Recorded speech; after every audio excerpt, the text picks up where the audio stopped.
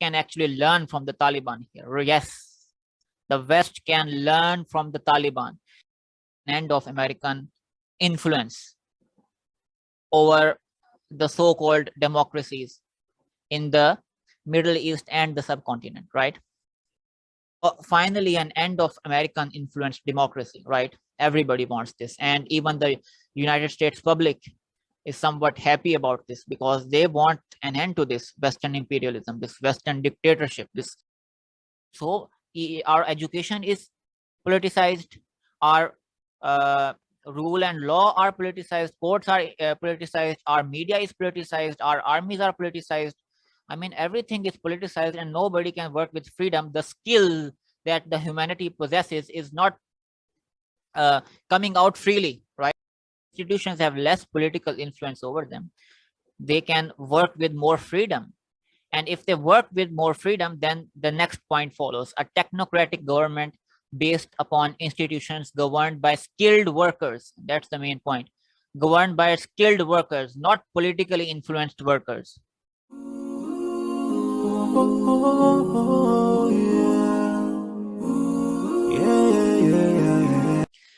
Assalamu alaikum. So today we will be talking about this issue of Taliban victory over the United States occupation, which has continued for the last 20 years and have finally come to an end with a Taliban victory.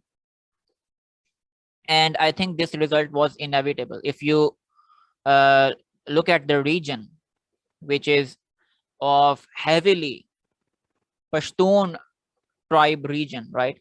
The region is of, the entire region is of the Pashtun belt. So from the upper people to the lower people, you know, in the common public, the United States really failed. The United States and the European Union, they really failed to even identify who the Taliban were, right? Because they were so much, the Taliban did such a great job of instilling people from the lower class in their group, that the United States really failed to even identify who were the combatants, who were they fighting against, and how deep the Taliban fighters were, right? So the Pashtun belt was a heavily combatant region. And if you look at the history of Afghanistan, this result was inevitable. And now after this result, this Taliban takeover, Taliban victory, there have been many different opinions going around. Some people are very fearful of Taliban takeover, while some look at it at a positive for the upcoming new world democracies, right? New world governments. So I have made a little presentation just to show what the advantages and the disadvantages can be in the coming years as a result of Taliban takeover. What are the pros and cons of Taliban takeover? So the biggest advantage is that there is finally an end of American influence over the so-called democracies in the Middle East and the subcontinent, right? The Middle East region and the subcontinent region are heavily influenced. Their democracies are heavily influenced by the United States and the West. So Afghanistan is probably the only country now who have had an end of American influenced democracy, right? The Ashraf Ghani government has come to an end. And I think Ashraf Ghani made a good decision not to fight the Taliban, right? So I think he made a good decision, and he sort of saw that the Taliban takeover was inevitable, and so he did not indulge into fighting the Taliban, which could have resulted in probably even more killings and casualties. So I think he made a good decision, and um, his decision lied upon how much influence the Taliban had, right, over the lower people and the middle people. So finally, an end of American influenced democracy, right? Everybody wants this, and even the United States public is somewhat happy about this because they want an end to this Western imperialism, this Western dictatorship, this Western global dictatorship that the West has imposed for a very long time now. So end of American influenced democracies and governments. Other Muslim countries may follow suit, thereby decreasing Western influence on parliament, right? So what happens is that there's a parliament in Muslim countries. There are 2 or 3 uh, parties that fight against each other, and all the 2 and 3 parties, they're the 2 parties or the 3 parties, they are influenced by the West, right? So the West can blackmail one party, the party that are more loyal to them, so they will blackmail the party which is against that party, and that's how uh, uh, the Muslims governments are built up, right? The ones that are more loyal to the West, so West will then aid them, provide aid to them, and ensure that they will be in the government. So other Muslim countries now may follow suit, thereby decreasing Western influence on their parliaments, their national assembly. So next is less political influence on institutions.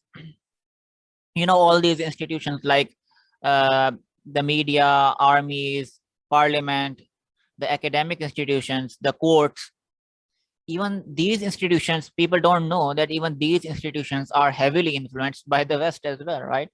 I mean, if you remember Saddam Hussein, the Iraq war, I mean, the West were really found out, right? That all these countries were found out that how much influence that they don't only have over the parliament, but also over the armies and the intelligence agencies, the academic institutions, the courts, the media, right? So this can be a good thing that institutions have less, if institutions have less political influence over them, they can work with more freedom. And if they work with more freedom, then the next point follows: a technocratic government based upon institutions governed by skilled workers. That's the main point. Governed by skilled workers, not politically influenced workers. I repeat, not politically influenced workers, but skilled workers. So the quality of life of the people and the quality of resources will improve. And the rulers only taking a regulatory role. So this is, I think, the best model. And I think the West can actually learn from the Taliban here. Yes, the West can learn from the Taliban, because I heard their leader, Zabiullah Mujahid, after taking over the country, the first thing he said is that he forgives everybody of the past mistakes. And the next thing he said was that people who are working before, you know, the Ashraf Ghani government people, they should continue to work. They will not try to influence them. I think for the first time after probably 1948, we are seeing this, that because normally what happens when a new party comes, what they do first is that they put their own people in all the institutions, right? In all the important institutions, the, you know, member of National Assembly, member of provincial assembly, they put their people first, or they replace their people first. That's the first thing they do. But here we are seeing something different. They are saying that the people who were working before, they will continue to work, and they will only take a regulatory role. I think that's the best model probably that the world needs right now, right? I mean, so our education is politicized, our rule and law are politicized, courts are politicized, our media is politicized, our armies are politicized. I mean, everything is politicized and nobody can work with freedom. The skill that the humanity possesses is not coming out freely, right? So I think this is something that is that can be of great potential in the Afghanistan government. As for the disadvantages,